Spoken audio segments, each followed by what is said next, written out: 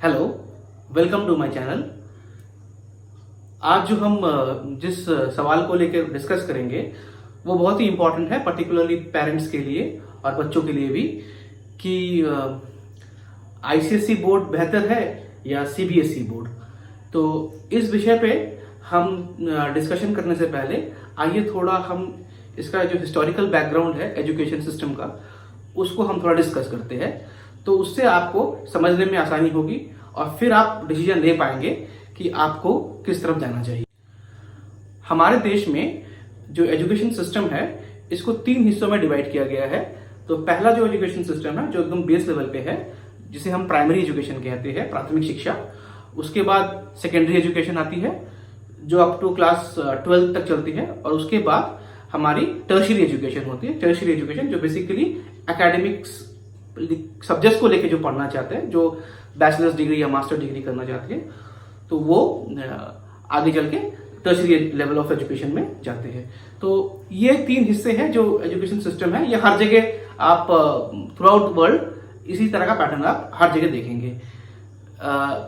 अब यहाँ पे हम पहले थोड़ा जान लेते हैं कि जो प्राइमरी एजुकेशन सिस्टम है इंडिया का, वो अगर आप हिस्टोरिकली देखें तो इवन जो ब्रिटिश पीरियड था उस समय में भी जो प्राइमरी एजुकेशन थी वो इस बात को गवर्नमेंट हमेशा इस बात को ध्यान में रखती थी कि जो लोकल लोगों के जो एस्पिरेशंस है, जैसे उनके जो लैंग्वेज है, उनके जो हिस्टोरिकल जो चीज़ें हैं, वो बच्चों को बताई जाए। तो इसलिए आप देखेंगे कि जो हिंदूज थे उनके अपने संस्कृत जो विद्यालय थे, पाठशालाएं थी। जो मुस्लिम थे उनके जो स्कूल्स थे जिसे हम मदरसा कहते हैं। इसी तरह क्रिश्चियन जो स्कूल्स थे उन्हें कॉन्वेंट स्कूल्स कहते थे। तो ये तीनों ही चलते थे। अब तीनों अपने अपने धर्म का भी प्रचार करते थे और बच्चों को शिक्षा भी देते थे। तो इस तरह के जो स्कूल होते हैं इनको बेसिकली हम फेथ स्कूल कहते हैं। लेकिन इंडिपेंडेंस के बाद जो नया कॉन्सेप्ट आया वो था सेकुलर स्कूल्स का। तो ये सेकुलर स्कूल है और फेथ स्कूल है, इनके कारण आप देखेंगे आगे चल के जो बोर्ड्स में जो डिफरेंस आया, उनके जो एजुकेशन सिस्टम में जो डिफरेंस है, आप इसको देख पाएंगे। तो जैसा मैं डिस्कस कर रहा था कि प्राइमरी एजुकेशन जो है वो गवर्नमेंट चाहती थी हमेशा कि जो लोकल, क्योंकि जो बच्चे होते हैं वो अपने माँ बाप से, अपने घर से सबसे जो प्राथमिक शिक्षा है वो सबसे इजीली ले सकते हैं। तो इसलिए जो प्राइमरी एजुकेशन था वो हमेशा लोकल लेवल पे, लोकल गवर्नमेंट पे एडमिनिस्ट्रेट किया जाता था।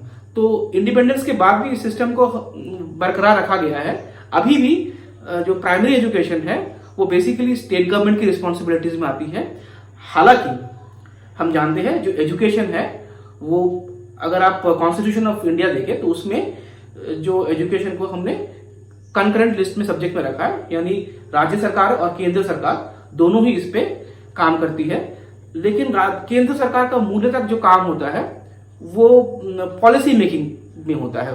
वो पर बेसिक जो एजुकेशन है और फिर हायर लेवल पे भी ये जो रिस्पॉन्सिबिलिटी होती है वो मेनली स्टेट लेवल पे होती है। इसलिए आप देखेंगे कि जो मैक्सिमम नंबर ऑफ स्टूडेंट्स होते हैं वो स्टेट बोर्ड्स में पढ़ते हैं। तो अब हम सेकेंडरी एजुकेशन के बारे में थोड़ा डिस्कस करते हैं।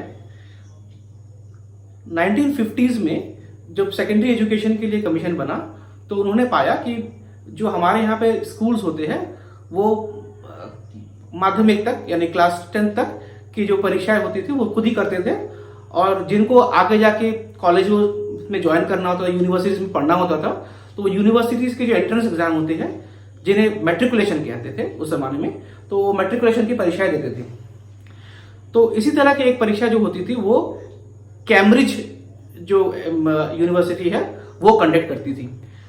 तो अब ये हुआ कि जो 1952 में सेंट्रल गवर्नमेंट ने central board of secondary education बनाया, सीबीएसई, जो कि सेकेंडरी एग्जामिनेशन जो होती थी उनको कंडक्ट करने लगा, ताकि यूनिवर्सिटीज में आपको अलग से मैट्रिकुलेशन का एग्जाम ना देना पड़े। हर एक यूनिवर्सिटी का आपको अलग अलग एग्जाम ना देना पड़े। आप अपना मार्कशीट लेके यूनिवर्सिटीज में जाएंगे और अपने नंबर के बेसिस पे आप एडमिशन ले सकते थे। तो ये एक बेसिक सिस्टम था जो बहुत ही अच्छा था। तो इसके साथ जो समस्या आई कि जो एंग्लो इंडियंस थे और जो क्रिश्चियन फेथ में विश्वास रखते थे, जो उनकी जो पढ़ाई का जो सिस्टम था वो कैम्ब्रिज बेस्ड था। और उनका जो कहना था कि अगर कोई बच्चा अगर मान लीजिए कि अगर आगे चल के कैम्ब्रिज यूनिवर्सिटी में पढ़ना चाहता है या इंग्लैंड में जाके पढ़ना चाहता है तो वो कैसे पढ़ाई कर सकता है। तो इसके लिए कहा गया कि कैम्ब्रिज के अनुसार जो सिस्टम है उसके बेसिस पे एक इंडिया में भी एक बोर्ड बनाया जाए। तो आगे चल के जो बोर्ड तैयार हुआ या काउंसिल तैयार हुआ उसका नाम था CISCE, यानी council for Indian school certificate examinations. तो ये जो काउंसिल था ये इस तरह के परीक्षा लेता था जिससे कि आप आगे चल के कैम्ब्रिज यूनिवर्सिटी या जो इंग्लैंड की जो और जो यूनिवर्सिटीज है उनमें आप इजीली दाखिला ले सके। तो ये इनका बैकग्राउंड था। सो जैसा कि मैं पहले डिस्कस कर रहा था कि जो प्राइमरी एजुकेशन होती है वो मूलतः स्टेट की रिस्पॉन्सिबिलिटी होती है या लोकल बॉडीज की।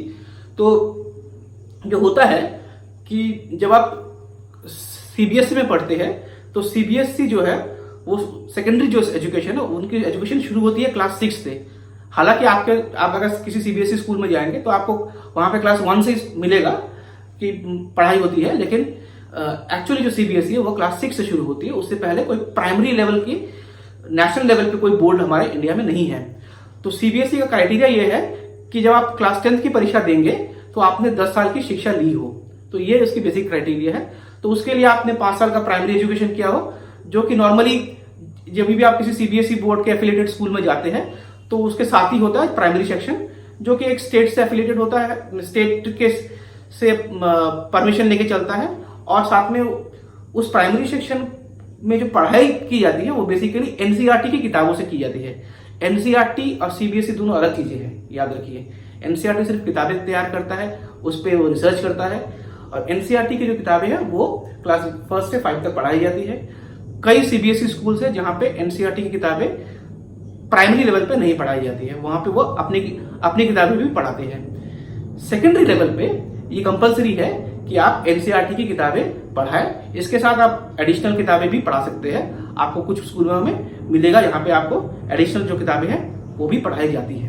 तो ये रहा CBSE के बारे में। तो अब CBSE जो क्लास 6 से पढ़ाई जाती है वो क्लास 6 से क्लास 8 तक जो होती है उसे हम जूनियर सेकेंडरी कहते हैं।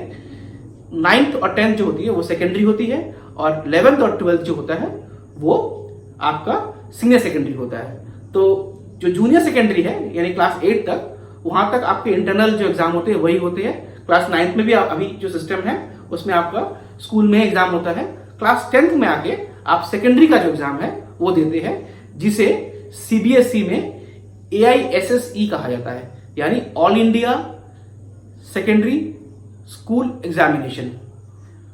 और जो क्लास 12th का जो एग्जाम होता है उसे कहा जाता है AISSCE, all India senior school certificate examination. तो ये जो है ये आपको जानना चाहिए। CBSE बोर्ड है, CBSE कोई एग्जामिनेशन नहीं है। सिमिलरली अगर आप ICSE में देखें सिस्टम में, तो ICSE सिस्टम में भी प्राइमरी एजुकेशन में आप लोकल परमिशन से, लोकल जो गवर्नमेंट है उसकी परमिशन से प्राइमरी स्कूल्स ICSE बोर्ड के एक साथ ही चलते हैं, जहां पे आप क्लास 1 से आप बच्चों को एडमिशन दिला सकते हैं। और आगे चल के जब वो क्लास 10th में आते हैं, क्योंकि जो नेशनल पॉलिसी जो थी ऑफ एजुकेशन 1986 की, उसमें कहा गया था कि आपको माध्यमिक में आके टेस्ट किया जाएगा, तो वो क्लास 10th में आके आपको एग्जामिनेशन में बैठना पड़ता है। उनकी जो बोर्ड एग्जामिनेशन होती है, उनका जो क्लास 10th का एग्जाम होता है उसे हम ICSE कहते हैं, और जो क्लास 12 की एग्जाम होती है उसे कहते हैं ISC। तो इस बात को आप ध्यान में रखिए। CBSE और ICSE बोर्ड में जो सबसे मेजर डिफरेंस है वो है मीडियम ऑफ इंस्ट्रक्शन का। जो पढ़ाई होती है CBSE में, तो वो चाहे तो आप इंग्लिश या फिर हिंदी मीडियम में कर सकते हैं। इवन आप चाहे तो आप कुछ विषय जो है उनको आप इंग्लिश मीडियम में पढ़िए, जैसे आप साइंस इंग्लिश में पढ़ सकते हैं, और सोशल साइंस चाहे तो आप हिंदी में भी पढ़ सकते हैं। लेकिन इस तरह की जो सुविधा है वो आपको ICSE बोर्ड में नहीं मिलती है। ICSE बोर्ड में जो पढ़ाई होती है वो मूलतः पूरी तरह इंग्लिश में ही होती है, और वहां पे इंग्लिश जो है वो एज फर्स्ट लैंग्वेज ट्रीट की जाती है। तो वहाँ पे इंग्लिश पे काफ़ी जोर रहता है। इंग्लिश में आपको सिर्फ पढ़ाया नहीं जाता है, इंग्लिश में आपको लिटरेचर भी काफ़ी पढ़ाया जाता है। सीबीएसई बोर्ड्स में जो हम जो 3 लैंग्वेज फॉर्मूला पे पढ़ते हैं, जहाँ पे आपको 2 लैंग्वेजेस पढ़नी होती है और तीसरी लैंग्वेज जो है क्लास 5 से आप क्लास 8 तक पढ़ते हैं, तो वहाँ पे जो फर्स्ट और सेकंड लैंग्वेज होती है उनमें ज़्यादा वेरिएशन नहीं होता है। दोनों ही लगभग समांतर चलती है। आप जो इंग्लिश पढ़ेंगे और हिंदी पढ़ेंगे तो दोनों की किताबें लगभग एक जैसी ही होती है। दोनों में जो आप अगर पढ़ाई का वेटेज देखें तो दोनों लगभग बराबर होती है। वैसे आईसीएसई में जो इंग्लिश की जो किताबें होती है वो काफ़ी ज़्यादा वॉल्यूमिनस होती है, उसमें ज़्यादा पढ़ना पड़ता है आपको। पूरा फोकस जो होता है वो आपके लैंग्वेज डेवलपमेंट पे रहता है, ताकि आप अगर आप बाद में फॉरेन यूनिवर्सिटीज में पढ़ना चाहें तो आपको कोई असुविधा ना हो। अब यहाँ पे ध्यान देने वाली बात यह है कि अगर आप कोई भाषा सिखाना चाहते हैं अपने बच्चों को, तो ये ज़रूरी है कि आप उस बच्चे को उस भाषा में जो एक्सपोजर है वो मैक्सिमम दें। तो जितनी कम आयु में आप बच्चे को उस भाषा का एक्सपोजर देते हैं, उतनी आसानी से वो बच्चा जो है वो भाषा सीखता है। तो अगर आप इंग्लिश बच्चे को सिखाना चाहते हैं अच्छे से, तो मेरे ख्याल से आपको आईसीएसई बोर्ड सेलेक्ट करना चाहिए। कम से कम आप ऐसे भी कर सकते हैं कि आप पहले आप बच्चे को आईसीएसई बोर्ड में पढ़ाएं, क्लास 10 तक आईसीएसई बोर्ड में पढ़ाएं, उसके बाद आप स्विच करें क्लास 12 में, जहां पे आप सीबीएसई में शिफ्ट कर सकते हैं। तो ये मेरी राय है। आप और भी अपना रिसर्च कर सकते हैं।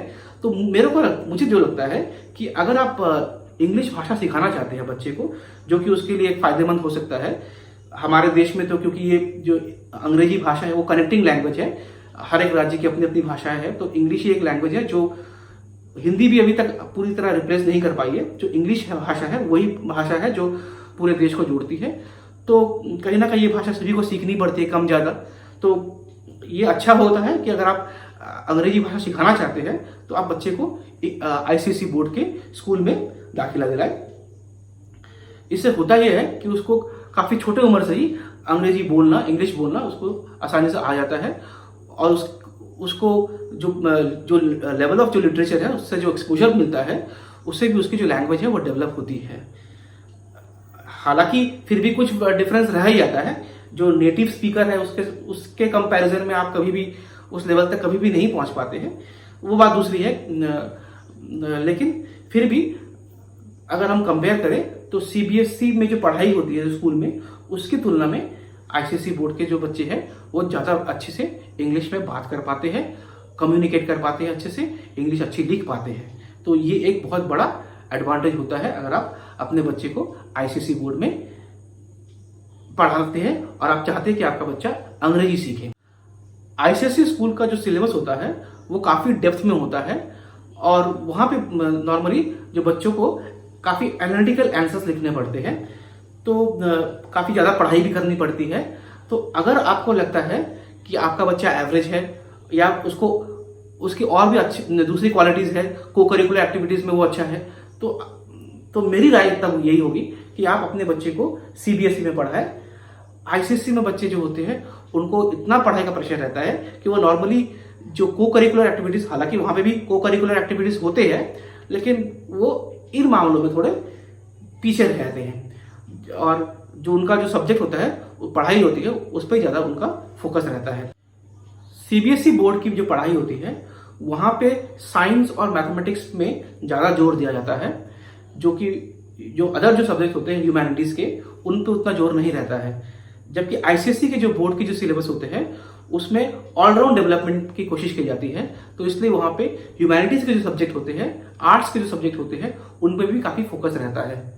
तो इससे ये होता है कि अगर आपका बच्चा मान लीजिए इंजीनियरिंग या मेडिकल की परीक्षा के लिए तैयार होना चाहता है, या आप चाहते हैं कि आपका बच्चा आगे जाके इंजीनियर या मेडिकल डॉक्टर बने, तो मेरी राय फिर यही होगी कि आप अपने बच्चे को सीबीएसई बोर्ड में पढ़ाएं। सीबीएसई बोर्ड का जो सिलेबस होता है, एनसीईआरटी का जो सिलेबस होता है, उसी सिलेबस को लगभग जो नेशनल लेवल की जो एंट्रेंस एग्जाम होती है वही फॉलो करती है, वहीं से पूरे सवाल आते हैं। तो इसलिए अच्छा होता है कि अगर आप चाहते हैं कि आपका बच्चा साइंस में या मैथमेटिक्स में ज़्यादा अच्छा करे, जो आपके जो स्टेम सब्जेक्ट्स है यानी science, technology, engineering and medical.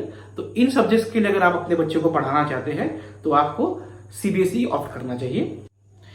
एक और जो बड़ी बात है आपको ध्यान में रखनी चाहिए वो है जो नंबर ऑफ स्कूल्स है उनके बारे में। जो सीबीएसई के स्कूल होते हैं वो ज़्यादातर, क्योंकि सीबीएसई काफ़ी पॉपुलर बोर्ड है तो आपको हर जगह पे सीबीएसई के स्कूल मिल जाएंगे, जबकि आईसीएसई के जो स्कूल्स हैं वो काफ़ी लिमिटेड होते हैं, मूलतः शहरों में होते हैं। तो यदि आप कोई ट्रांसफरेबल जॉब करते हैं, अगर आपको एक स्टेट से दूसरे स्टेट में जाना पड़ता है तो बेटर होगा कि आप अपने बच्चे को सीबीएसई स्कूल में डालें, ताकि जब आपका ट्रांसफर हो तो आप को इजीली दूसरी जगह पे भी जब शिफ्ट करते समय वहां पे भी आपको स्कूल मिल जाए। एक और बात मैं यहाँ पे कहना चाहता हूँ, लोगों में ये गलत धारणा होती है कि जो बच्चे सीबीएसई में पढ़ते हैं वो आईसीएसई बोर्ड में ट्रांसफर नहीं हो सकते। ऐसा कुछ नहीं है, आप जब भी चाहे आप स्विच ओवर कर सकते हैं। लेकिन ये एडवाइसेबल है कि आप अगर स्विच ओवर करना चाहते हैं तो आप या तो क्लास 8th के बाद करें, ताकि 9th-10th का जो हो सेकेंडरी लेवल की जो एजुकेशन है वो एक जगह पे ही हो, या फिर आप 11th-12th में आके क्लास 11th में करें। अंत में हमें इस बात पर भी ध्यान रखना पड़ेगा कि जो रिसेंटली के कस्तूरीरंगन की अध्यक्षता में जो कमेटी बनी थी उसने अपना जो नई शिक्षा नीति है उस पर अपना मसौदा ड्राफ्ट जो है वो गवर्नमेंट के पास सबमिट किया है। अब ये देखना इंटरेस्टिंग होगा कि गवर्नमेंट इनमें से किन किन रिकमेंडेशंस को मानती है और उनको लागू करती है, और उसका क्या प्रभाव दोनों जो बोर्ड्स है सीबीएसई और आईसीएसई उनके स्कूलों पे पड़ता है। इस इम्पॉर्टेंट टॉपिक को डिस्कस करने के लिए हम एक जल्द नया वीडियो लाएंगे। हमारे चैनल के साथ बने रहिए। इस वीडियो को देखने के लिए धन्यवाद। वीडियो को जरूर लाइक करें, शेयर करें और अपने कमेंट्स लिखें।